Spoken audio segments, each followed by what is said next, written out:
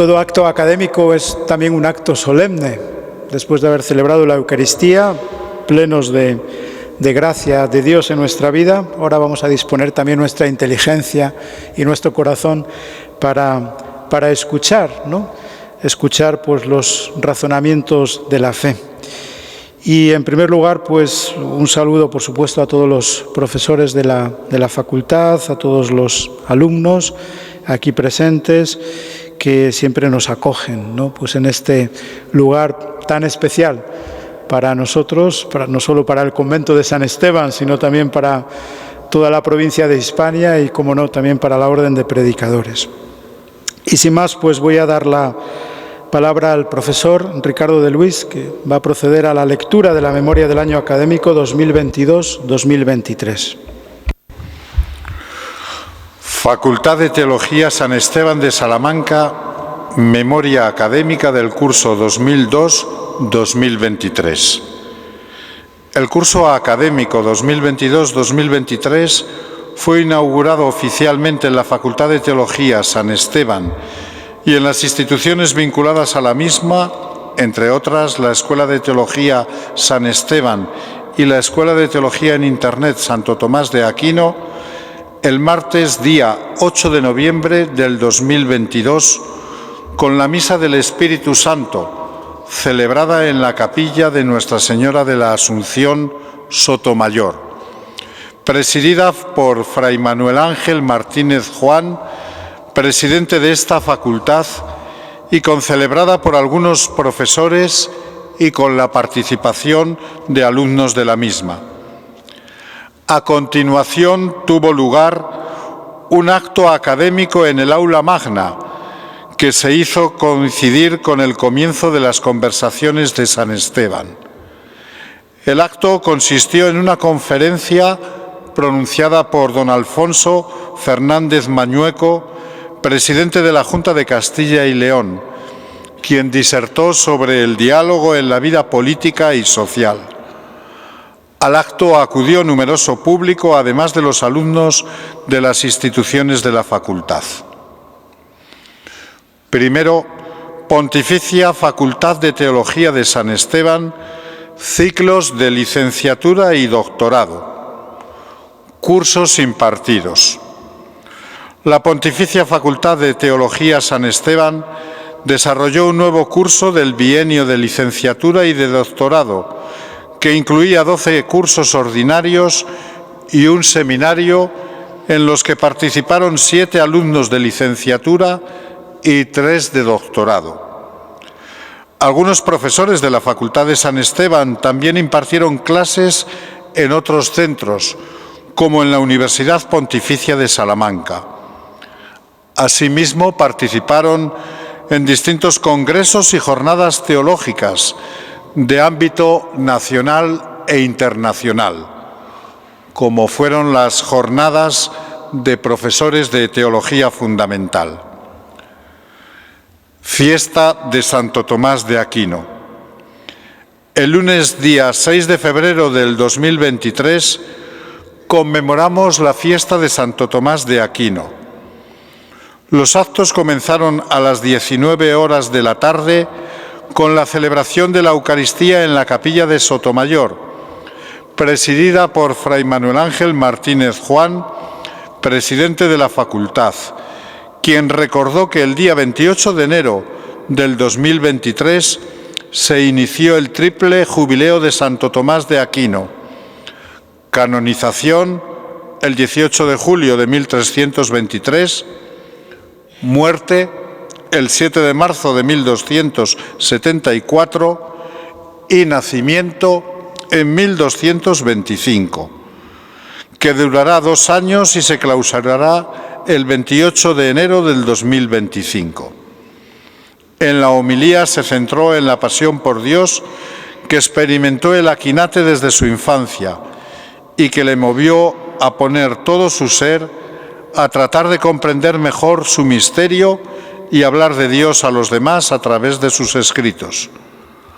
A continuación, a las 20 horas, tuvo lugar un acto académico en el aula Francisco de Vitoria, en el que el profesor Ricardo de Luis Carballada vicepresidente de la facultad, pronunció una conferencia titulada «La paz en el pensamiento de Santo Tomás de Aquino».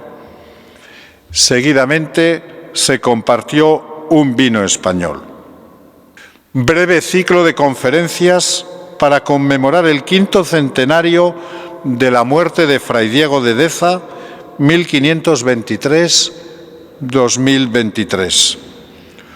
Con motivo del 5º centenario de la muerte de Fray Diego de Deza, fraile dominico, que vivió en el convento de San Esteban de Salamanca y fue profesor en la universidad de esta ciudad, introduciendo en ella el tomismo, la facultad organizó un breve ciclo de 2 conferencias con el fin de recordar su importante aportación a la cultura, a la ciencia, a la religión y a la política.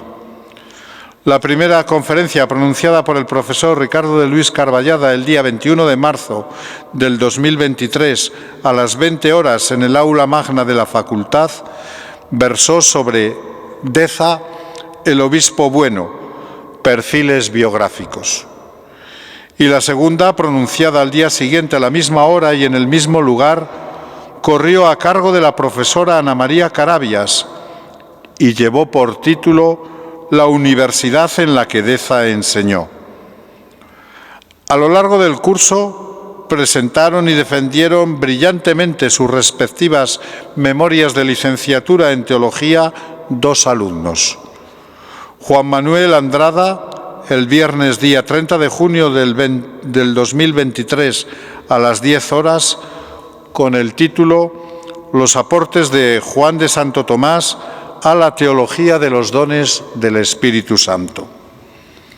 Pedro Francisco Morel Benítez, miércoles día 9 de agosto del 2023 a las 11 horas, con el título La noción de la verdadera reforma en la Iglesia, sentido y actualidad de la aportación teológica de Yves Congar. Extensiones de la facultad. Las extensiones de la Facultad de Teología han sido también un espacio importante de reflexión y enseñanza teológica durante el curso 2022-2023. La Escuela de Teología, fundada en el curso 1977-78, desarrolló sus enseñanzas por 46º año consecutivo, remodelando su oferta de cursos para atender a los nuevos intereses en el campo de la teología. Las clases comenzaron el día 2 de noviembre del 2022 y concluyeron el 26 de mayo del 2023. La Escuela de Teología ofreció 6 cursos y un seminario. El 20 de febrero a las 19 horas, con motivo del 95 aniversario de la muerte del venerable Fray Juan González Arintero, se celebró en el aula Francisco de Vitoria de la Facultad un acto académico en el que el doctor Jesús María Hernández González, fraile dominico de la provincia del Santísimo Rosario, que realiza en estos momentos su misión en Venezuela y experto en formación para la vida consagrada, pronunció vía telemática una conferencia que fue al mismo tiempo presentación de su libro La sexualidad en el celibato, amor y amistad, publicado por la editorial San Esteban. El acto, dado su formato, pudo ser seguido desde distintos puntos del planeta. El autor expresó su convicción de que el celibato es un camino posible de realización personal. No obstante, señaló las dificultades y conflictos que se pueden encontrar en este tipo de vida. Para afrontarlos, propuso proporcionar a los candidatos a la vida célibe una formación que presente esta vida de una manera realista y con conocimientos suficientes de nuestra biología y psicología humana, que envuelven nuestra sexualidad, así como la espiritualidad propia del celibato.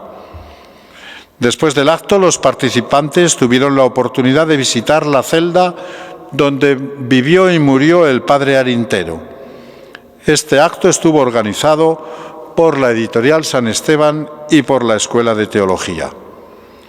A lo largo del curso, la Escuela de Teología organizó, como en años anteriores, diversos actos religiosos y socioculturales.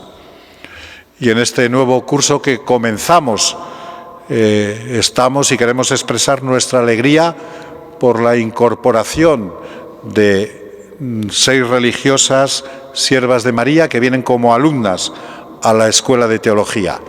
Y también queremos expresar nuestra gratitud a las superioras por confiarnos también la formación de estas jóvenes religiosas. Sed bienvenidas a esta escuela, a esta facultad, y expresaros no solo por parte del profesorado, sino también de vuestros compañeros de la Escuela de Teología, nuestra alegría por teneros entre nosotros. Escuela de Teología Santo Tomás de Aquino en Internet. El jueves 15 de septiembre, en el Espacio Lumen de Madrid, se inauguró el nuevo curso académico de la Escuela de Teología en Internet, ETI, 2022-2023. En este acto no solo se presentó la plataforma, sino que además se entregaron los diplomas a los alumnos que complementaron el programa de formación teológica. El evento se retransmitió en streaming y la lección inaugural estuvo a cargo del profesor teólogo y poeta Fray Antonio Praena, quien con el título ¿Por qué esta Margarita?, Dios en la poesía española contemporánea, habló sobre cómo Dios, bajo ópticas muy variadas, está presente en la poesía española contemporánea. Señaló también que algunos de sus lenguajes sorprenden por su atrevimiento. Otros nos devuelven a un tono más clásico para reivindicar las raíces judeocristianas de la cultura occidental. Por su parte, Maite López, cantautora católica, deleitó a los presentes con música en directo. El acto lo clausuró el provincial de la provincia dominicana de Hispania, que preside este acto, Fray Jesús Díaz Sariego, entregando los diplomas a los egresados, agradeciendo también el trabajo que se está realizando en esta escuela y animando a seguir la tarea de reflexión teológica tan necesaria hoy. En el nuevo curso académico estuvieron matriculados en la Escuela de Teología en Internet 204 alumnos en sus diferentes modalidades, con seguimiento y sin seguimiento, en sus 3 programas académicos: el clásico, ETI, y los 2 nuevos que empezaron este curso, estudios teológicos y formación teológica. Estos 2 últimos provienen con adaptaciones de Domuni, un proyecto de Universidad de los Dominicos en Internet. Ambos tienen un enorme interés. En estos programas participan profesores dominicos, hermanas dominicas y laicos dominicos con titulación en Filosofía y Teología. La gestión informática de la plataforma de estudios está supervisada por la Oficina de Comunicación de los Dominicos de España.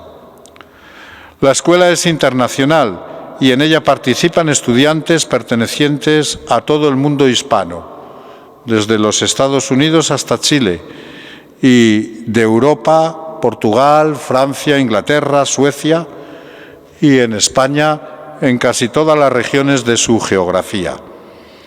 El perfil de los alumnos es también muy diversificado. Monjas de clausura, profesores que quieren adquirir un conocimiento en estos saberes, laicos comprometidos con su fe, personas que acabaron su formación y siempre quisieron hacer estos cursos, profesores jóvenes que quieren enseñar religión y consagrados que quieren actualizar su teología. Conversaciones de San Esteban. En el presente curso, las Conversaciones de San Esteban llegaron a su 50ª edición. Con este motivo, cabe recordar que esta iniciativa nació y se desarrolló como un espacio de diálogo de fe y cultura, teología y sociedad. Año tras año se han desarrollado ininterrumpidamente, ni siquiera durante la pandemia de la COVID-19, se han desarrollado este ciclo de conferencias. En el mundo fugaz en el que vivimos hay que felicitarse por el hecho de que una iniciativa dure medio siglo.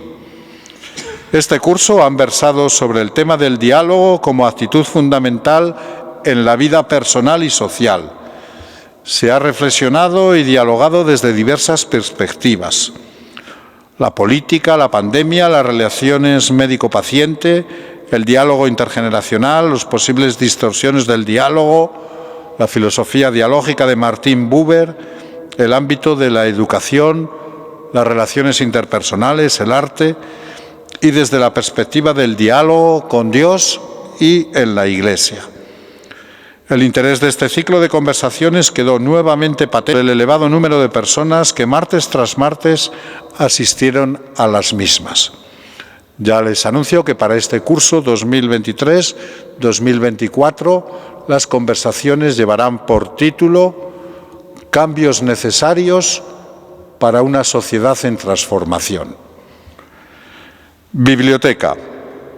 Desde el 1 de octubre del 2022 al 16 de octubre del 2023 se han incorporado a la biblioteca de la Facultad 1.023 libros.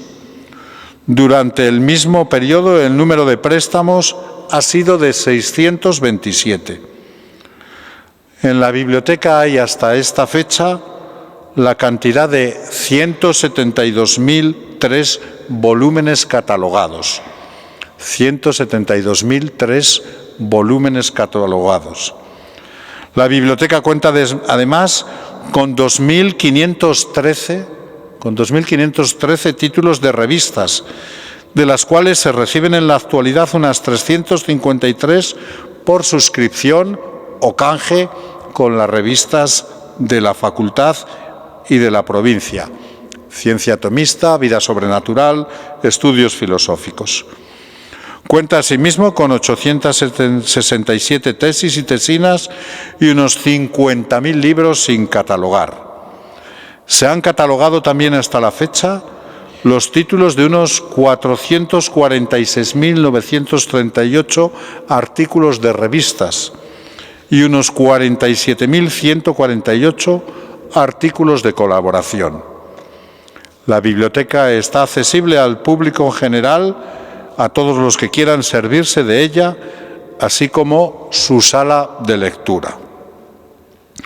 Biblioteca Histórica José Luis Espinel Marcos.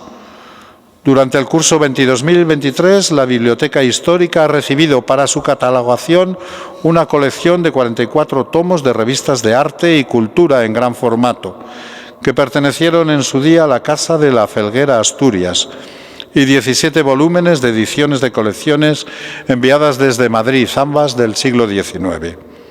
Sus fondos bibliográficos se han incrementado además en 1.035 ejemplares, trasladados los días 23 al 25 de mayo de la Biblioteca del Convento de Jerez de la Frontera, que todavía no han sido asentados ni catalogados. Don Daniel Díaz Fernández donó a la provincia dominicana de Hispania un ejemplar de la edición de las 7 partidas de Alfonso X el Sabio, que depositó en esta biblioteca. Las 7 partidas del sabio rey don Alfonso, nuevamente glosadas por el licenciado Gregorio López. Se encuentran actualmente en restauración. Durante el curso pasado se revisó y se reorganizó íntegramente el catálogo de las obras del siglo XVI y se concluyó la catalogación que quedaba pendiente de los fondos del convento de Santo Tomás de Sevilla y se ha iniciado la de la colección de cantorales. Por su parte, con motivo de cumplirse los 10 años desde el comienzo del trabajo efectivo en la biblioteca, el director, Bernardo Fuello Suárez, está poniendo fin a una memoria resumen de este periodo. A 9 de octubre de 2023, los ejemplares asentados a fecha del 30 de septiembre son 31.908, de los que 30.722 están además catalogados. Continúan trabajando en la biblioteca Bernardo Fuello, director, José Luis Miranda, subdirector, y Julián Rodríguez, restauración y limpieza de libros. Diplomatura en Teología para Laicos, La Habana, Cuba. La Diplomatura en Teología para Laicos ha impartido su curso ordinario, en el que en La Habana de Cuba estuvieron matriculados 14 alumnos que recibieron su diploma por la Facultad de Teología San Esteban al finalizar el curso y las pruebas pertinentes. Investigación y publicaciones. Como publicaciones habituales de la Pontificia Facultad de Teología San Esteban, continúan apareciendo las revistas Ciencia Tomista y Archivo Dominicano, así como sus profesores continúan publicando artículos y colaboraciones en distintas revistas especializadas. Nombramientos y otros acontecimientos relevantes. El día 14 de octubre del 2022, el maestro de la Orden de Predicadores, Fray Gerard Francisco Timoner III, nombró al profesor Manuel Ángel Martínez Juan como presidente de la Facultad San Esteban de Salamanca por un trienio. El nuevo presidente tomó posesión del cargo ante el claustro de profesores reunido el día 28 de octubre del mismo año, haciendo la profesión de juramento de fidelidad ante todos los asistentes. El nuevo presidente pidió que constara en acta el agradecimiento al anterior presidente, Fray Francisco Javier Carballo Fernández, por la buena labor de gestión realizada en estos últimos 4 años, así como el agradecimiento al anterior director de la Escuela de Teología San Esteban, presencial, Fray Juan Huarte Osácar. El día 30 de octubre del 2022 fue nombrado el profesor Ricardo de Luis Carballada para el cargo de vicepresidente de la facultad por el vicecanciller de la misma, Fray Jesús Díaz Sariego. Y con la misma fecha fue nombrado el profesor Antonio Nicolás Galán Meneses para el cargo de secretario por el mismo vicepresidente. El día 27 de octubre fue nombrado para el cargo de administrador de la facultad el profesor Jorge Luis Álvarez Álvarez y para el cargo de bibliotecario de la facultad el profesor Rodrigo Hidalgo Torres. Y también hay que mencionar la triste noticia del fallecimiento de quien durante mucho tiempo fue secretario de esta facultad, fue secretario del Instituto Teológico San Esteban, fue secretario y profesor también de las facultades del Instituto de la Escuela de Teología, Fray Emilio, que falleció en septiembre y todos pues sentimos mucho su pérdida. En Salamanca, a 17 de octubre del 2023, Antonio Nicolás Galán Meneses, secretario. Muchas gracias, Ricardo, por la lectura de la memoria del curso anterior. Y ahora, sin más, doy la palabra al profesor Manuel Ángel Martínez Juan, que va a pronunciar la lección inaugural de este curso y que lleva por título Santo Tomás de Aquino, testigo y maestro de la experiencia de Dios. Buenas tardes, un saludo muy especial al Padre Provincial por acompañarnos en este acto tan importante. Saludo también a todos los profesores, alumnos de la facultad, de las distintas instituciones de la misma y a todos los amigos que hoy nos acompañáis en este acto importante de inauguración. Prácticamente casi todo lo que voy a decirles está tomado de un libro de un benedictino, don Robert Auger, que se titula Connaître Dieu par expérience. Es un libro publicado en 2016. Voy a dividir mi intervención en 3 partes. En primer lugar, voy a hablar de la importancia de la experiencia en nuestro mundo. En segundo lugar, muy brevemente, de la experiencia de Dios que tuvo Santo Tomás de Aquino y finalmente de la enseñanza que nos deja Santo Tomás de Aquino sobre cómo conocer a Dios por experiencia. Pues comenzamos sin más por el primer punto, importancia de la experiencia de Dios, de la experiencia en nuestro mundo. Decía un autor francés muy importante, Jean Mourou, quizá no tan conocido, era un sacerdote que escribió sobre este tema, decía que hay pocos problemas que sean tan profundamente humanos como el de la experiencia religiosa. Pero además, la conciencia contemporánea hace que este problema sea más urgente que nunca, porque hoy vivimos en el reino de la experiencia y por eso hoy estamos en la era de las experiencias, ¿no? Es un hecho que nuestro tiempo exige experiencia y esto tiene un doble sentido, es ambivalente. ¿Por qué se exige la experiencia? Pues puede ser que se pide experiencia por esa sed que hay de verdad y esa sed que hay de autenticidad, ¿no? Lo que se ha experimentado da la impresión de que es más verdadero, de que es más auténtico. Pero también puede ocurrir que se apele a la experiencia porque se quiere reivindicar la propia autonomía respecto a cualquier principio trascendente, porque no se acepta más que lo que uno haya experimentado. Esta reivindicación de la experiencia no es nueva, ha ido adoptando distintas formas a lo largo de la historia, ¿no? Podemos recordar, por ejemplo, en el protestantismo, cómo se insiste mucho en tener la experiencia subjetiva de la fe. Hay esa convicción de que si uno tiene la experiencia subjetiva de la fe, está salvado, ¿no? O también en el quietismo existe esa convicción de que hay que abandonarse a la voluntad de Dios, ¿no? Hay que renunciar a toda actividad del alma, hay que tener esa experiencia de la pasividad, ¿no? Que sea Dios el que haga todo en uno, ¿no? O también podemos recordar la crisis jansenista, que habla de la experiencia de la delectación, es decir, lo que hace el ser humano es aquello que le agrada, ¿no? Y la gracia será solo eficaz cuando nos proponga un mayor deleite que el pecado, ¿no?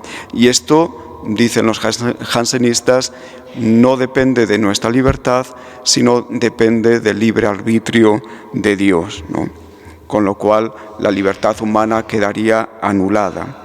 Podemos apelar también a la crisis tradicionalista que exaltó la experiencia contra la razón, o incluso podemos apelar al modernismo, que habla de la experiencia interna y subjetiva y opone la experiencia del corazón a la experiencia de la mente. En fin, todas estas crisis son etapas dolorosas de la historia del catolicismo del segundo milenio y dan testimonio de que existe un problema que vuelve a resurgir sin cesar. Hoy asistimos también a un fenómeno de oscilación entre un fideísmo emocional y un racionalismo experimental. Nos damos cuenta cómo muchas personas de nuestro entorno son capaces de creer, por ejemplo, lo que dice el horóscopo, y sin embargo, para otros ámbitos exigen un racionalismo feroz, un racionalismo experimental muy fuerte, ¿no? Todo esto tiene como denominador común una oposición entre la experiencia personal y la enseñanza moral o dogmática, ¿no? Se quiere apelar a la propia experiencia, no se admite ningún principio que venga de fuera, ¿no? Y esto es lo que justifica una cierta prudencia por parte de la Iglesia en cuanto a la experiencia, ¿no? La Iglesia ha visto con recelo este tema de la experiencia por estas razones, ¿no? Sin embargo, hay que reconocer que el cristianismo es la religión de la encarnación, es la religión del Espíritu Santo, es sin duda una religión de la experiencia de Dios. La Sagrada Escritura, la tradición patrística, la tradición monástica, la vida espiritual de los cristianos, todo eso es un testimonio elocuente de la importancia que tiene la experiencia para la vida de los creyentes. Algunos teólogos modernos, o mejor dicho, algunos teólogos del siglo XX, se han esforzado por rehabilitar esta noción de experiencia. Han buscado cuál es el vínculo que existe entre la experiencia y la fe. Y así, en 1952, este autor al que he apelado al principio, Jean Mourou, como pionero en este campo, amplió el estudio de la experiencia. Anteriormente se hablaba de experiencia en el ámbito religioso únicamente para hablar de las experiencias místicas. Pues bien, este autor va a tener un enfoque teológico global basado en la Escritura, basado en el dogma católico. En respuesta a las aspiraciones del hombre moderno, pero también en un clima de diálogo con el protestantismo, von Balthasar da un amplio espacio a la evidencia subjetiva de la experiencia cristiana en su recorrido estético y existencial, al mismo tiempo que subraya el marco en el que se desarrolla, que es en definitiva el marco de la objetividad de la revelación. Es decir, la experiencia es muy legítima, pero la experiencia religiosa, al menos la experiencia cristiana, tiene que estar enmarcada por la objetividad de la revelación. Por otra parte, Joseph Ratzinger señala los límites del conocimiento que proviene de la experiencia, ¿no? Sí, la experiencia es una fuente de conocimiento, pero nos dice Joseph Ratzinger, atención, esta fuente de conocimiento tiene sus límites, no es ilimitada, ¿no? Aunque sí va a reconocer que es muy importante de la fe vivida comunitariamente para abrirnos a la experiencia personal de Cristo, ¿no? Hay un valor grande en esa experiencia personal de Cristo. También Walter Kasper entiende la experiencia como un camino de armonización entre el conocimiento objetivo y la experiencia subjetiva, pero sostiene que la experiencia religiosa requiere tanto un contenido dogmático recibido por transmisión, como también requiere una fe vivida en la apertura al misterio. Bueno, hasta aquí el valor que tiene la experiencia en nuestro mundo. Podríamos decir muchísimas cosas más porque es un tema rico y complejo. Pasamos al segundo punto, que sería Santo Tomás, testigo de la experiencia de Dios. Es un tema delicado, es muy atrevido hablar de la experiencia espiritual de una persona. ¿Quién la conoce, no? Solo la propia persona, a no ser que esa persona lo exprese. Y es verdad que cuando expresamos algo tan personal, tan íntimo, pues corremos el riesgo de desvirtuarlo, de hablar para la galería y no reflejar exactamente lo que es esa experiencia. Además, otra dificultad en el caso de Santo Tomás es que cuando él escribe en un tono impersonal. Nunca dice yo, no habla de sí mismo, no habla de su propia experiencia. Raramente podemos rastrear esa experiencia espiritual de Dios, esa experiencia de conocimiento de Dios personal en sus escritos, ¿no? Podemos apelar a algunas anécdotas que nos cuentan sus biógrafos. Por ejemplo, el biógrafo Pedro Calo dice cómo siendo pequeño en la abadía de Montecassino, con 5 o 6 años, no cesaba de preguntarle a su maestro, ¿qué es Dios?, ¿no? Y de hecho, pues toda su vida la dedicó a eso, a responder a esta pregunta. En la Summa contra Gentiles tiene un texto muy personal, de las pocas veces que Santo Tomás habla en primera persona, y toma las palabras de Hilario de Poitiers para decir cuál es su deseo, cuál es su vocación, cuál es el interés de su vida. Dice: yo considero como principal deber de mi vida para con Dios esforzarme porque mi lengua y todos mis sentidos hablen de Él. Realmente Santo Tomás le dedicó la vida a Dios, se dedicó a buscar a Dios, a pensar a Dios, para transmitirlo también a los demás. Nos dice Guillermo Tocco, que es otro de los primeros biógrafos de Santo Tomás, que realmente la fuente de sus conocimientos no era solo el estudio, era sobre todo la oración. Siempre que tenía que pensar un tema, siempre que tenía que escribir sobre algo, acudía fundamentalmente a la oración, ¿no? Y es la oración lo que le hizo descubrir los secretos de la verdad de Dios, ¿no? El Padre Provincial nos ha recordado también en la misa otra experiencia mística, ¿no? Es conocido como el día 6 de diciembre del año 1273, fiesta de San Nicolás, Santo Tomás dejó de escribir. Tuvo una experiencia de encuentro con Cristo, no sabemos exactamente en qué consistió, se llevó el secreto a la tumba, ¿no? El hecho es que esa experiencia le cambió la vida. Desde ese momento no escribió una línea más, rompió la pluma. Y cuando su secretario le preguntaba, ¿no? ¿Por qué no escribes más?, decía eso tan conocido de Santo Tomás, ¿no?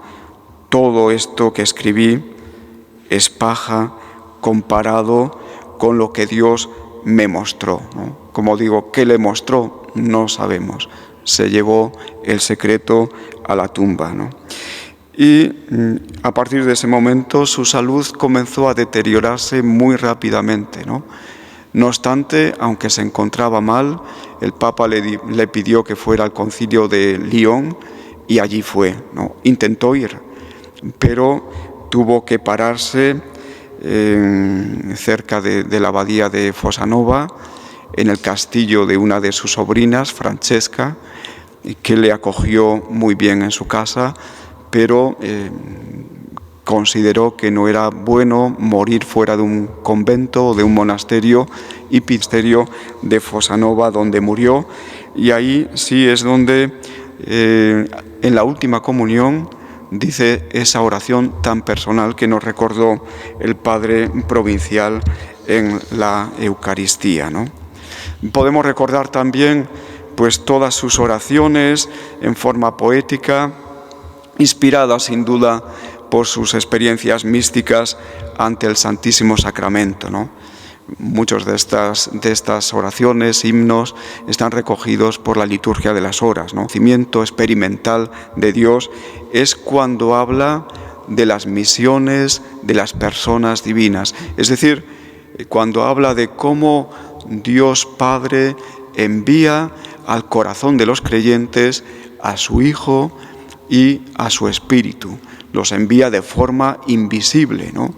Esta es una experiencia, esta es una realidad que vive todo bautizado, ¿no? Dios envía a las personas divinas, Dios envía al Verbo y al Espíritu al corazón de los creyentes, ¿no? Bueno, este es un tema muy importante, ¿no? Hay que decir que lo que está en juego en este tema del conocimiento experimental de Dios no es un asunto menor, ¿no? Es algo muy importante, ¿no? Y eso responde a preguntas como, por ejemplo, ¿podemos realmente nosotros conocer a Dios por experiencia? ¿Este conocimiento experimental de Dios es inmediato? ¿Podemos estar seguros de este conocimiento? ¿No? Y una última pregunta, ¿este conocimiento está abierto a todos o está reservado solamente a un pequeño grupo de cristianos, ¿no? Bien, Santo Tomás trata este tema con una gran amplitud de miras, al mismo tiempo con una gran discreción, con una gran sencillez, ¿no?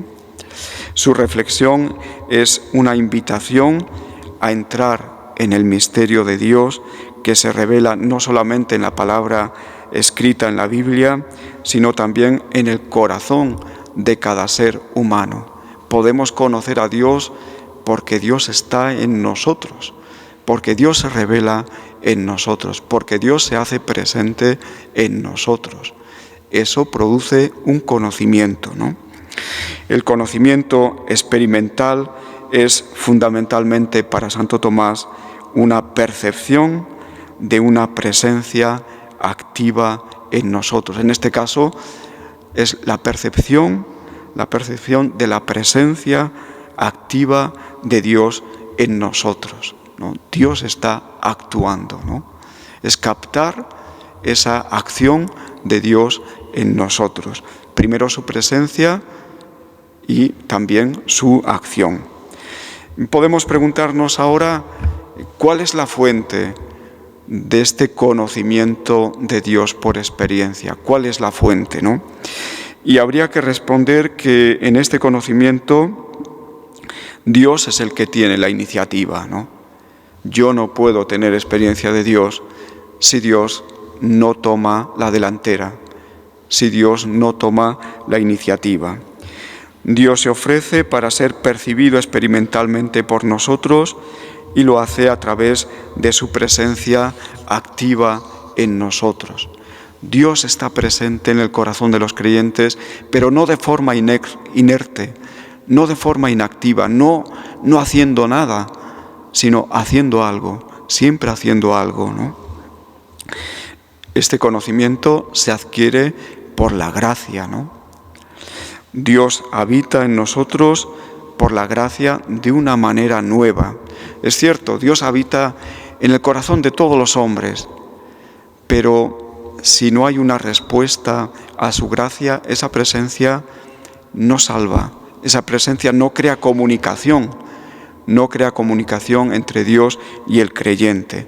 Es decir, solo por la gracia podemos tener esta experiencia del conocimiento de Dios. La gracia produce en el creyente una unión a Dios de tal manera que se convierte en fuente al mismo tiempo del conocimiento.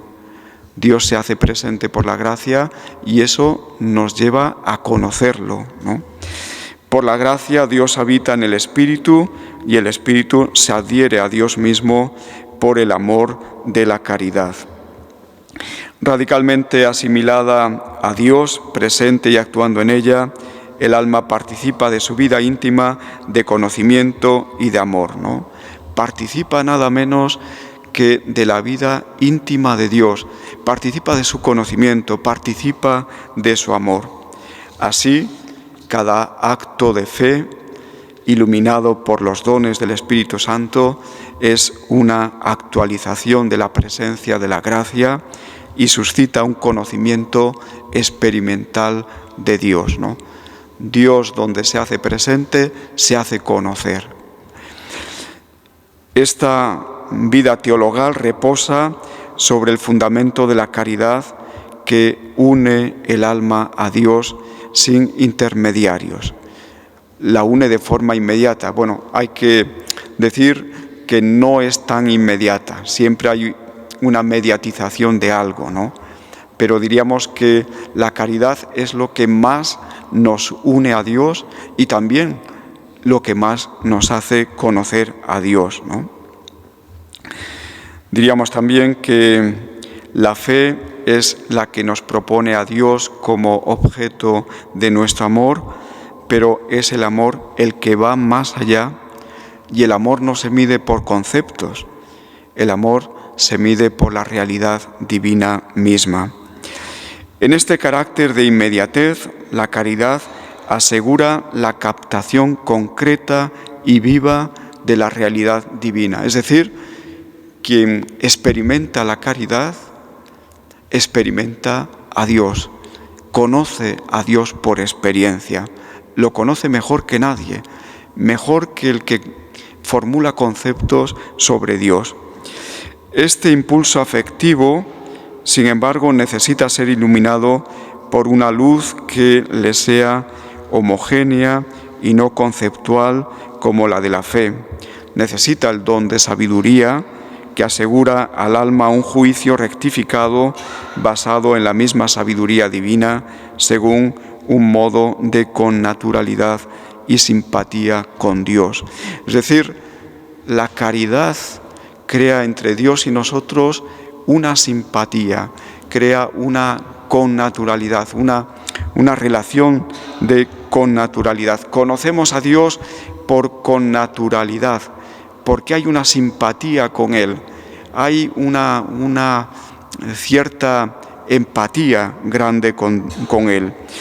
En la inclinación sobrenatural que le empuja al alma hacia Dios, el creyente experimenta en sí la acción de la gracia divina.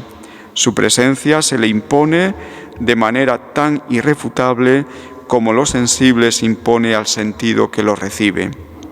Por la gracia, el alma percibe a las personas divinas trabajando en ella.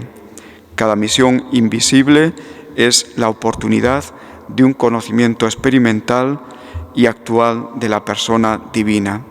Toda misión va acompañada de un conocimiento experimental. Es decir, si Dios viene al alma de un creyente, eso produce siempre un conocimiento experimental, ¿no? Digamos también una palabra sobre el modo, cómo es este conocimiento que se adquiere por la experiencia, cómo es este conocimiento de Dios. Hay que decir que es un conocimiento que no se basa en los conceptos, no se basa en los juicios, ¿no? Y es un conocimiento que se nos impone a partir de un contacto inmediato con Dios, contacto que resulta de su intervención actual en el alma, ¿no? Es un conocimiento concreto, un conocimiento inmediato, un conocimiento no conceptual, ¿no? Otra característica de este conocimiento de Dios por experiencia es que se trata de un conocimiento global, ¿no?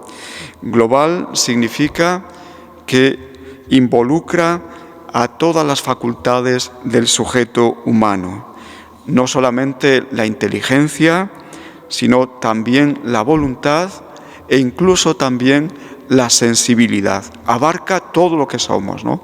Este conocimiento involucra todo lo que somos. Ciertamente, el conocimiento experimental no puede reducirse a su dimensión afectiva. Sin embargo, el componente afectivo es determinante en este conocimiento por lo que ya hemos dicho, ¿no?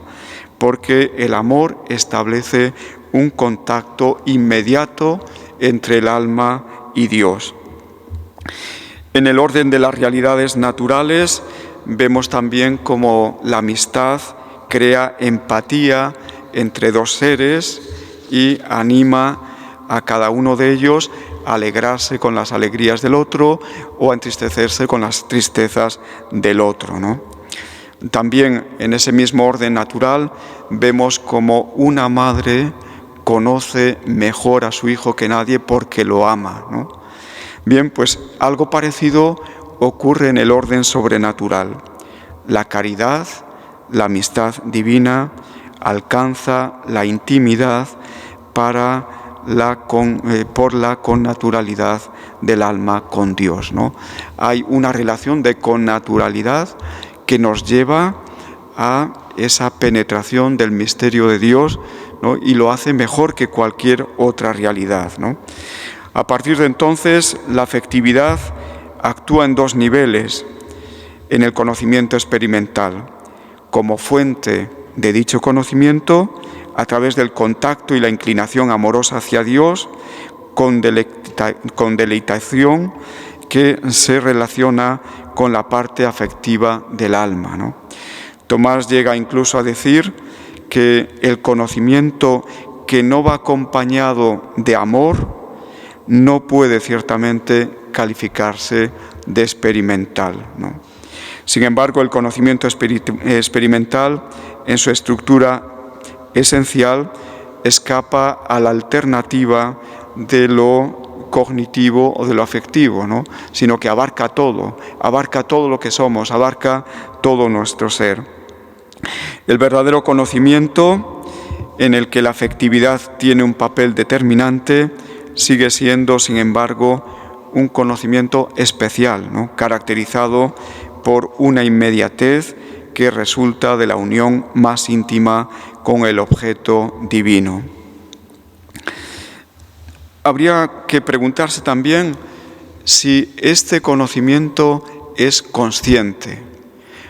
Decimos, sí, por el bautismo Dios viene a habitar en el corazón de cada cristiano, pero ¿somos conscientes de esto? Este conocimiento que produce la presencia de Dios en nosotros es un conocimiento consciente. Y aquí hay que reconocer que hay una cierta paradoja, ¿no? Por un lado, no podemos estar seguros de que poseemos la gracia, ya que se nos escapa el principio sobrenatural de la gracia, ¿no? ¿Quién puede estar seguro, no? Y por otro lado, recibimos en la misión de una persona divina una capacidad real para llegar a Dios experimentalmente. Y es que básicamente se puede conocer a Dios experimentalmente sin ser plenamente conscientes de ello, ¿no? Se puede experimentar a Dios sin ser plenamente conscientes de ellos. Así experimentamos a Dios cuando realizamos un acto sobrenatural, es decir, un acto ayudados por la gracia, aunque en el nivel de nuestras percepciones conscientes solo percibimos el acto que realizamos, ¿no?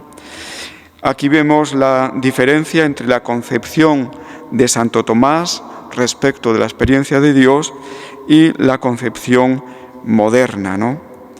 En el caso de Santo Tomás, basta con que Dios sea alcanzado en su presencia objetiva y concreta, aunque falte la percepción subjetiva comprobada, ¿no?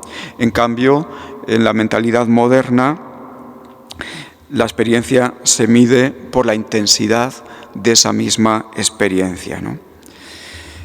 Otro aspecto que podemos estudiar es el término, es decir, ¿cuál es el propósito? ¿Cuál es el propósito de esta experiencia de conocimiento, ¿no? ¿Cuál es la finalidad de esta experiencia de conocimiento? Diríamos que la finalidad es experimentar a la persona divina misma, ¿no? Y aquí abajo, pues diríamos que disfrutamos de la presencia de la persona divina de un modo imperfecto.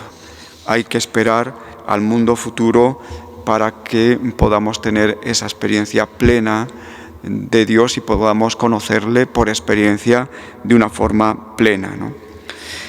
También otra pregunta que nos planteábamos al principio es si esta experiencia de conocimiento de Dios está reservada a un pequeño grupo de cristianos, a una élite, o está abierta a todos, ¿no? Bueno, la respuesta de Santo Tomás a esta pregunta es muy clara. Todo cristiano en estado de gracia posee en sí los principios de este conocimiento experimental de Dios, ¿no? Posee las virtudes teologales, los dones del Espíritu Santo, las misiones de las personas divinas, ¿no? Una persona que esté en gracia puede acceder a este conocimiento de Dios por experiencia, ¿no? No está reservado a un pequeño grupo de personas, está abierto a todos. Para Santo Tomás, el conocimiento de Dios por experiencia es un conocimiento universal, ¿no? El conocimiento de Dios por experiencia se presenta como un conocimiento que no es necesariamente consciente de la realidad que realmente alcanza, como decíamos hace un momento. Es un camino abierto a todos los cristianos, tanto a los teólogos como a los cristianos que no conocen la teología, tanto a los contemplativos como a los activos, ¿no? Dice Santo Tomás, este conocimiento florece donde el amor florece, ¿no?, en quienes arden de amor divino. Es decir, quien más arda de amor hacia Dios, más conoce experimentalmente a Dios, ¿no? Diríamos que hay una cuestión de gradualidad, ¿no? Unos conocen experimentalmente más a Dios que otros, pero ese conocimiento es de la misma naturaleza en ambos casos, ¿no? Es un conocimiento que se alcanza especialmente por el amor. Dirá Santo Tomás que quien arde más en amor de Dios es el que experimenta un fervor vivo y es el que mejor percibe esa mansedumbre, esa bondad de Dios, y de ahí su conocimiento experimental de Dios será más explícito y más cómodamente reconocido como tal, ¿no? Pero, repito, es un conocimiento que se ofrece a todos, sin excepción, cualquiera que sea el avance en la ciencia y en el amor, cualquiera que sea la vocación particular de la persona, ya sea activa o contemplativa, todos pueden gozar de este conocimiento. Bueno, y para acabar, insistir en que todo bautizado, en la medida en que participa de la vida íntima de las personas de la Trinidad, que están verdaderamente presentes y activas en su alma, está llamado a experimentar a Dios, a conocer a Dios experimentalmente. Este es el mensaje que nos transmite Santo Tomás a través de su enseñanza sobre el conocimiento experimental de Dios. Y como dice acertadamente don Robert Ollé, a quien estoy siguiendo en todo, vivir como Dios y experimentar su presencia, tal es la fuerza oculta de la vida cristiana, tal es la fuente inagotable de su fecundidad. Muchas gracias.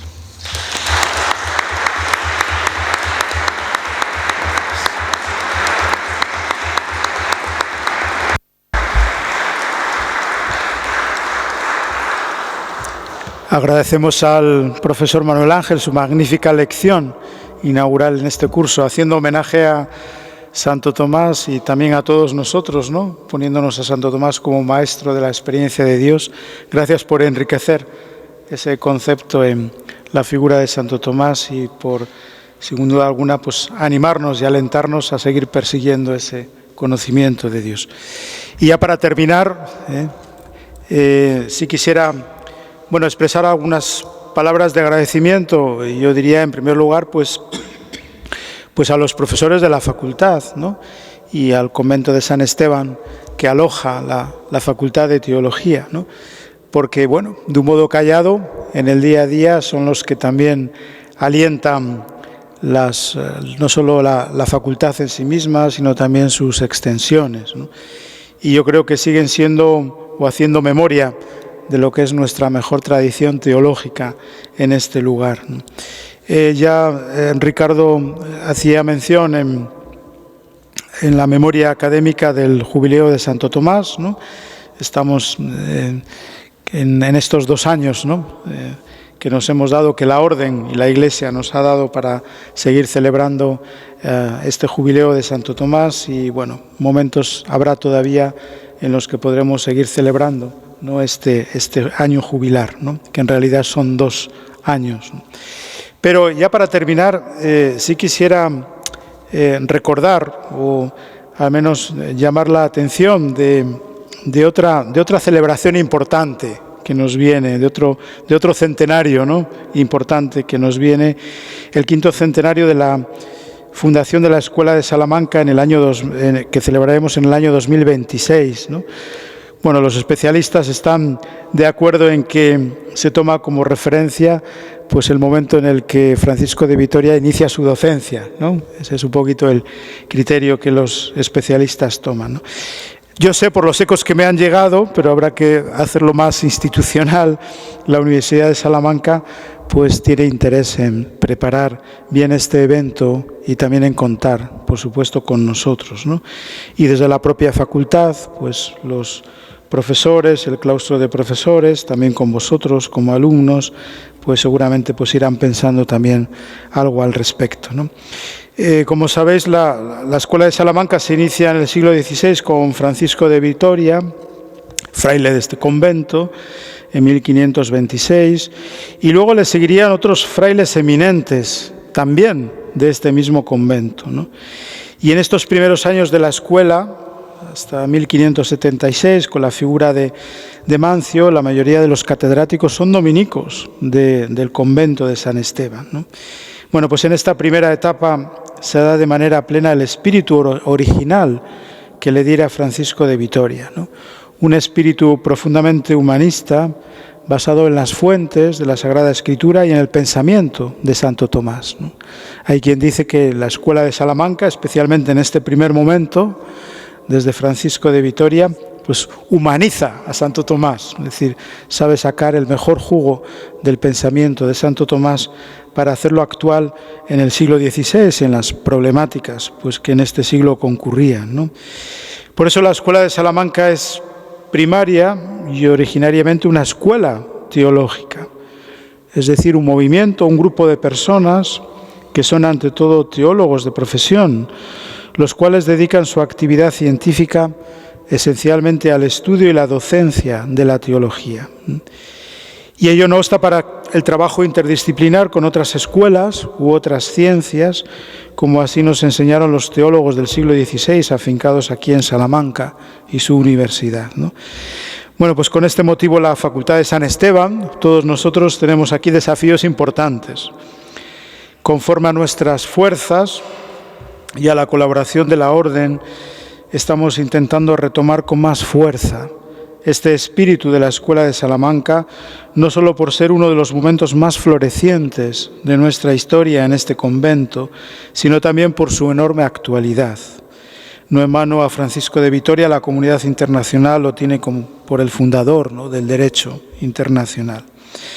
La Orden, con motivo de su año jubilar, ya en el año 2016, quiso fomentar el denominado Proceso Salamanca, una expresión que quiere recordarnos la importancia que tiene en el quehacer teológico la conexión entre la reflexión, pensamiento, la especulación y la vida pastoral.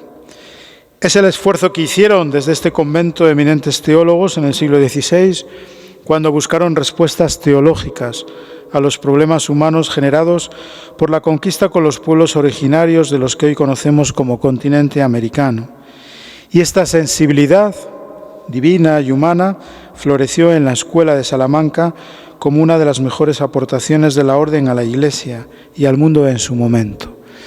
Pues bien, quería adelantarles, digámoslo así, este quinto centenario que nos viene, habiendo celebrado pues también el año jubilar de Santo Tomás. Nos veremos más reforzados para afrontarlo, no solo como rememorando nuestra historia y haciendo justicia de ella, sino también como queriendo de alguna forma articular nuestro presente y nuestro futuro. Pues muy bien, muchas gracias por vuestra escucha atenta, por vuestra asistencia, por vuestro cariño manifiesto a la facultad, a sus profesores, a este convento. Y yo creo que ahora el presidente de la facultad, las autoridades de la facultad, nos invitáis a un vino de honor o un vino español. Muchas gracias. Sí. Presidente de la facultad me recuerda que tengo que declarar inaugurado el curso 2023-2024.